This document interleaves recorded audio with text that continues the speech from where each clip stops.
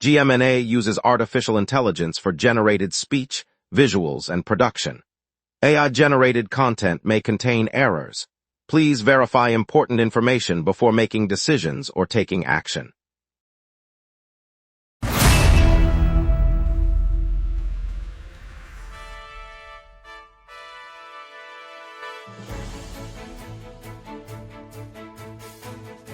Live from the GMNA News Center, this is the Lunch Break News Hour.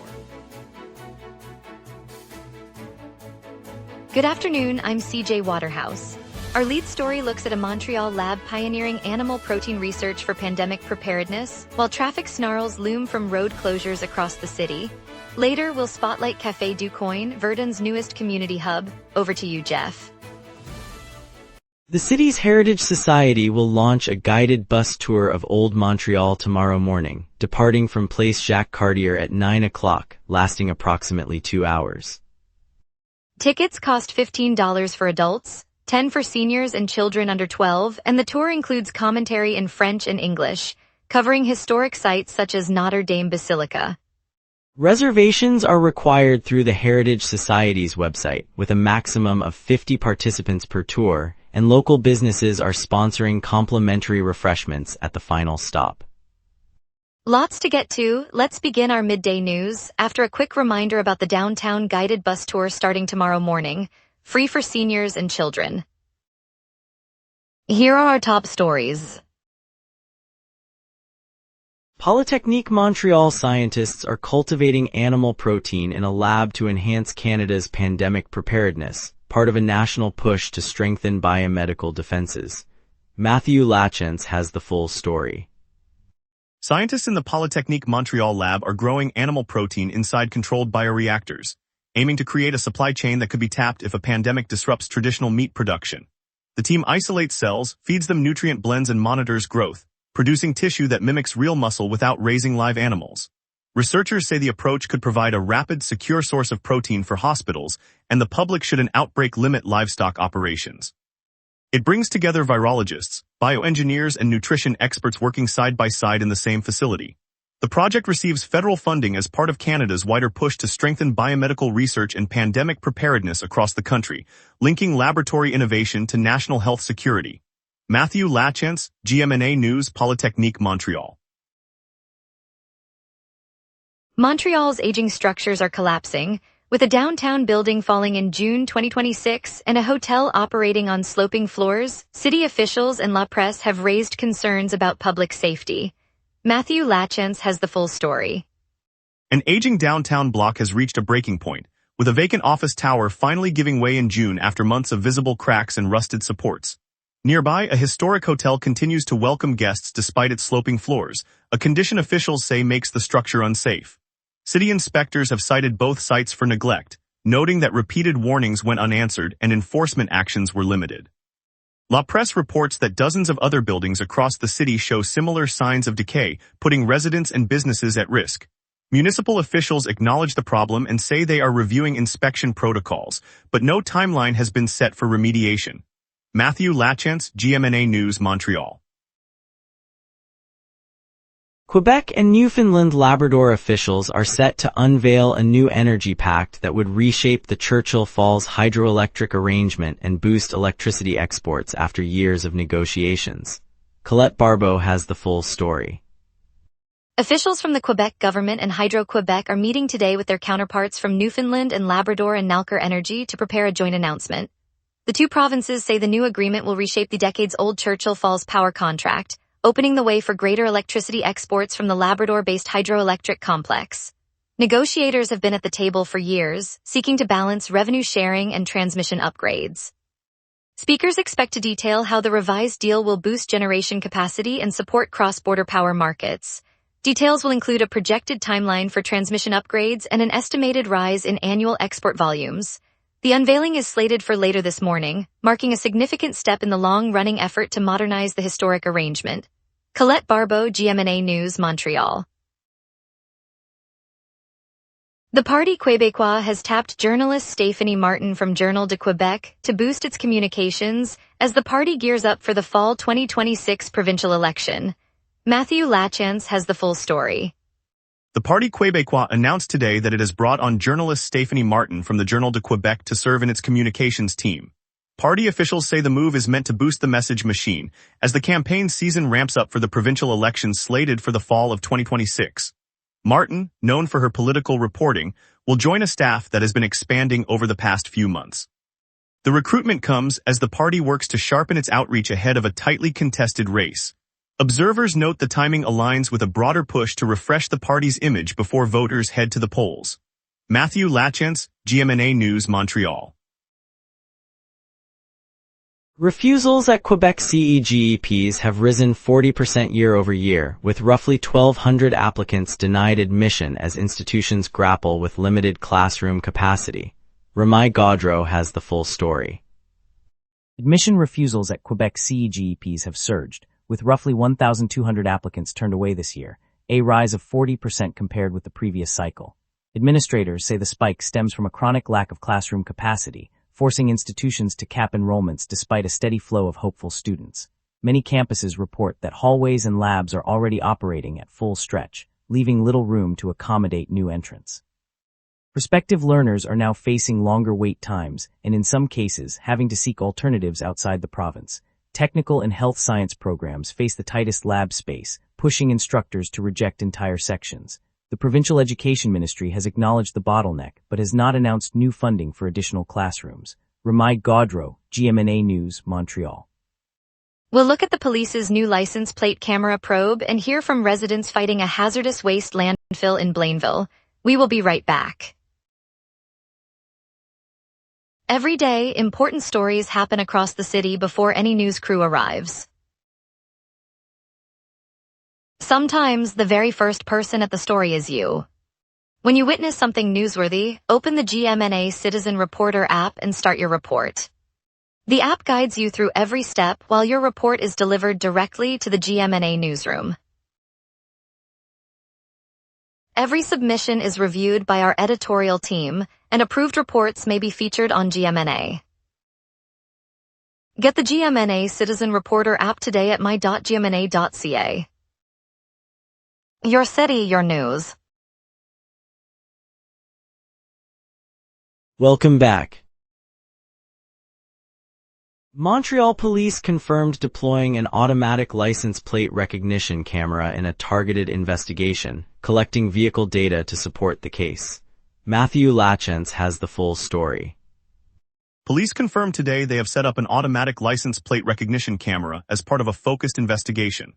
The device, positioned on a busy intersection, captures each passing vehicle's plate number, make, model, and color, then stores the data for later analysis. Investigators will sift through the collected records to pinpoint vehicles linked to the case they are pursuing. Authorities note the technology operates continuously, scanning every car that drives by without stopping traffic. The system is intended solely for gathering evidence tied to this specific inquiry, and the footage will be reviewed only by officers assigned to the probe. No additional cameras have been deployed elsewhere in the city. Matthew Lachance, GMNA News, Montreal.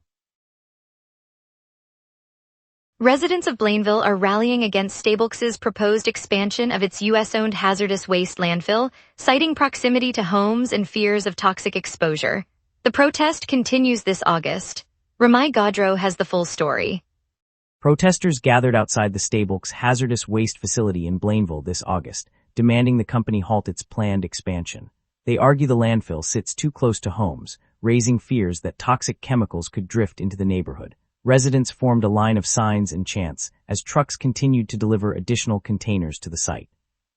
Stablex, a U.S.-owned operator, says the expansion will meet growing regional demand for safe waste disposal and complies with provincial regulations. Yet locals point to recent health studies linking nearby waste sites to respiratory issues, insisting the community cannot bear further risk. The demonstration lasted into the evening, with police monitoring the perimeter but making no arrests. Ramai Gaudreau, GMNA News, Blainville.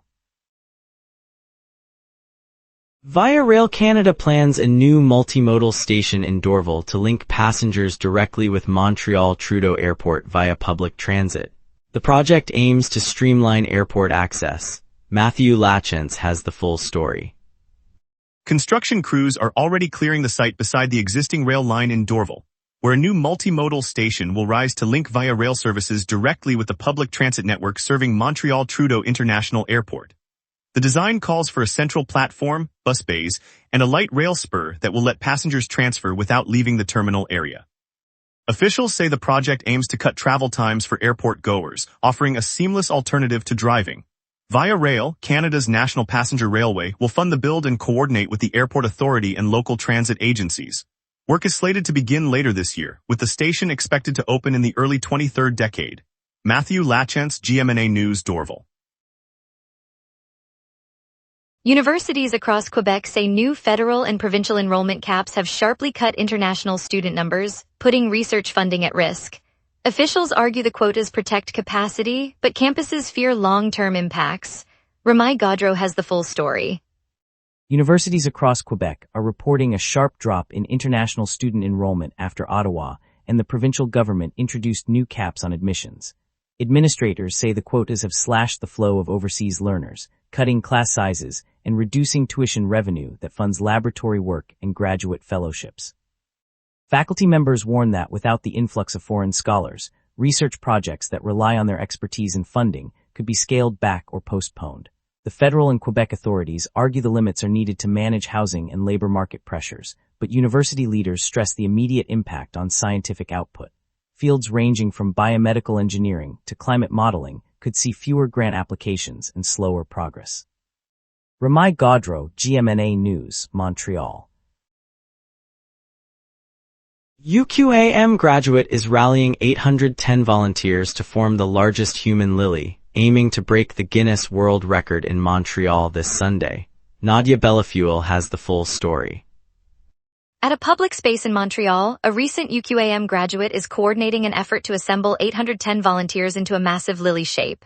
The aim is to claim the Guinness World Record for the largest human lily formation.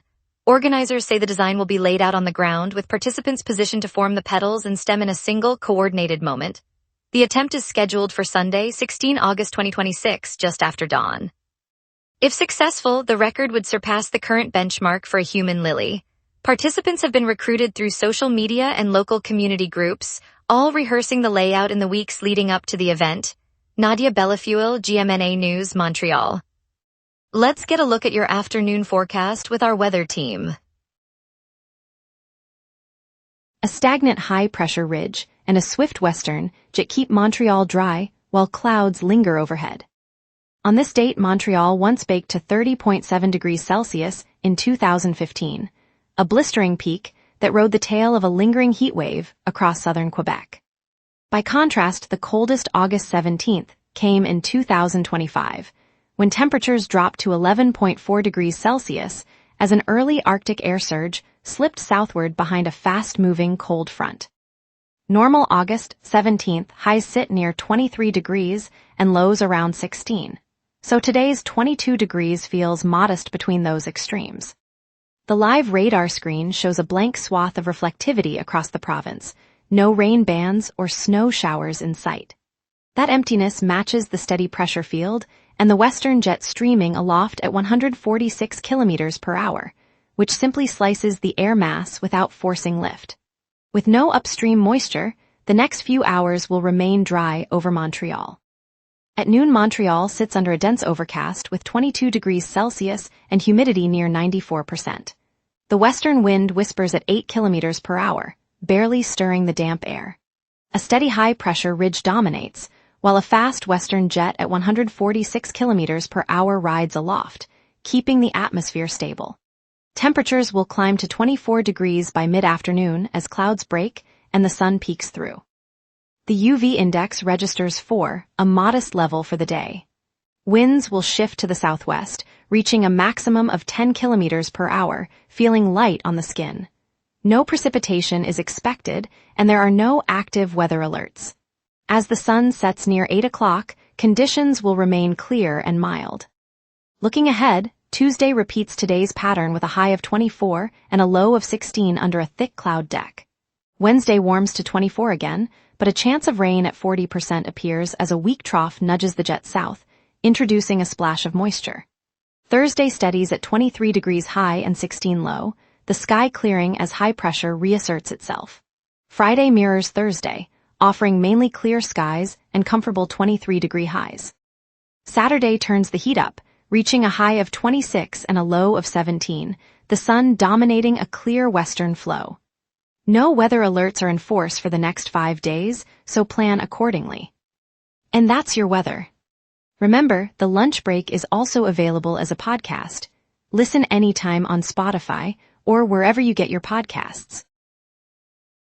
Heavy traffic ahead, a guided bus tour for today, plus a look at Café du Coin opening in Verdun. Stay tuned, we will be right back. Every day, important stories happen across the city before any news crew arrives. Sometimes, the very first person at the story is you. When you witness something newsworthy, open the GMNA Citizen Reporter app and start your report. The app guides you through every step while your report is delivered directly to the GMNA newsroom. Every submission is reviewed by our editorial team, and approved reports may be featured on GMNA. Get the GMNA Citizen Reporter app today at my.gmna.ca. Your city, your news.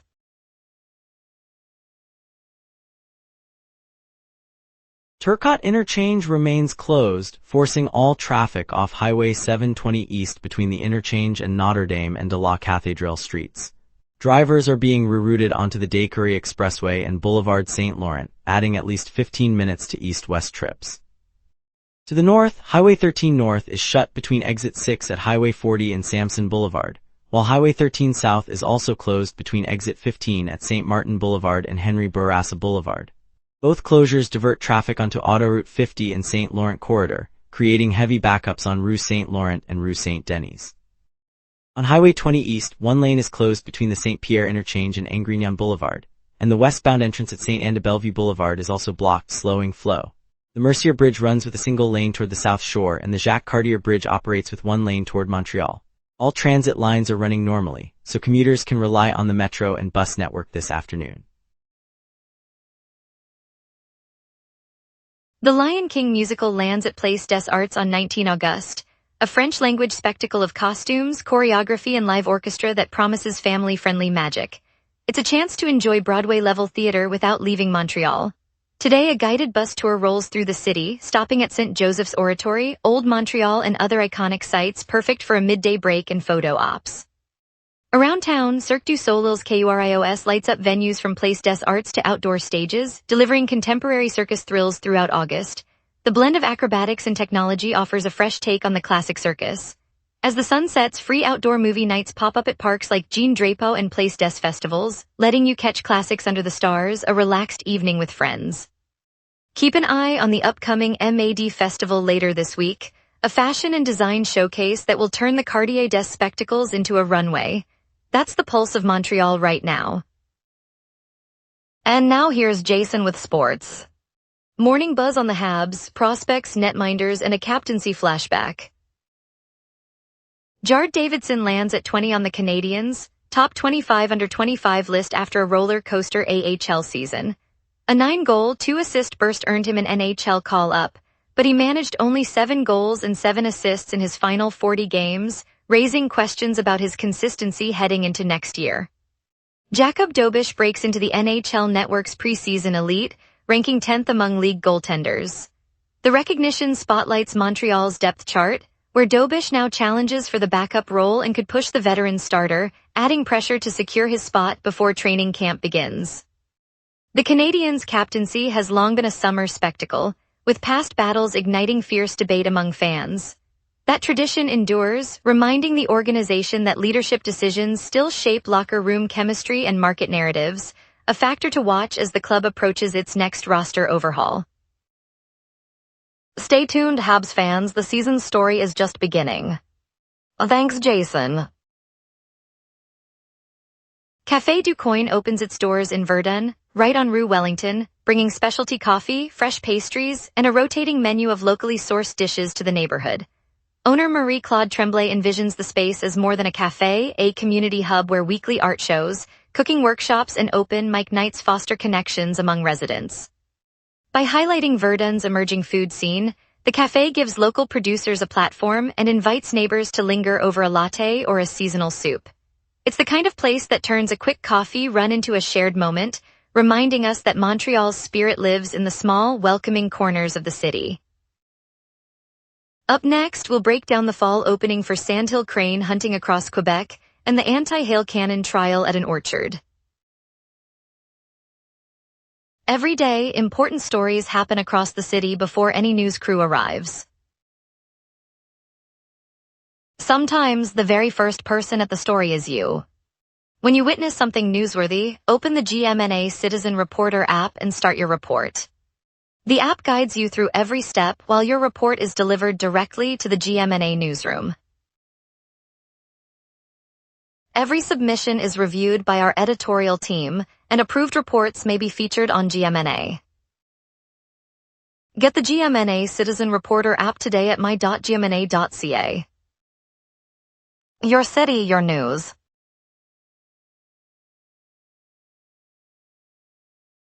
The Port of Montreal's new container terminal at Contrecoeur will increase capacity by 60% and create thousands of jobs.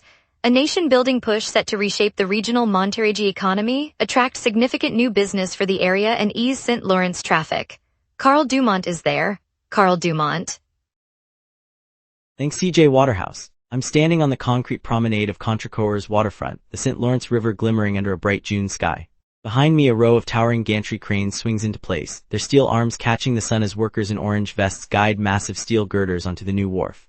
The smell of fresh paint mixes with river mist, and the low rumble of piled drivers echoes across the dock. Today, the Port of Montreal Authority begins in water construction, adding 2 new berths and an intermodal rail road link that will tie directly to the National Freight Corridor. When completed, the terminal will handle over 1 million containers a year, boosting the port's capacity by 60%. The project will create roughly 8,000 construction jobs and about 1,200 permanent positions, reshaping the local economy.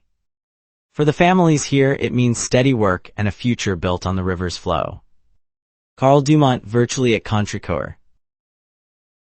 Welcome back.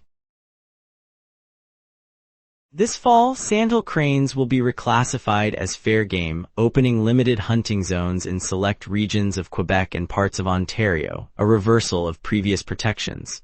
Ramai Gaudreau has the full story. Sandhill cranes are now classified as fair game for the upcoming fall season, with officials in Quebec and Ontario opening designated zones to licensed hunters. The change follows a review that lifted the long-standing prohibition on harvesting the large migratory birds. Hunters entering the newly opened areas will need to follow the provincial bag limits and obtain the appropriate small game license. The decision applies to 2 broad regions, the southern stretch of the Laurentian Forest in Quebec and the eastern part of the Ottawa Valley in Ontario.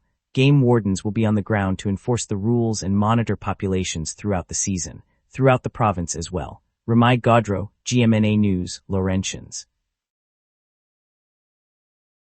A Quebec apple grower is trialing an anti-hail cannon this August to protect trees from frequent hail damage, part of a broader push for orchard shielding technology. Ramai Gaudreau has the full story. At an apple orchard in the Quebec countryside, growers have set up a trial of an anti-hail cannon aimed at protecting the trees when storms roll in. The device fires a series of sound bursts that, according to the farmer, disrupt the formation of hailstones before they reach the canopy. The test began in August 2026, with the cannon positioned along the north-facing rows where damage has been most severe in past years. Operators will fire the system during any forecasted hail event and monitor the impact on fruit yield throughout the season.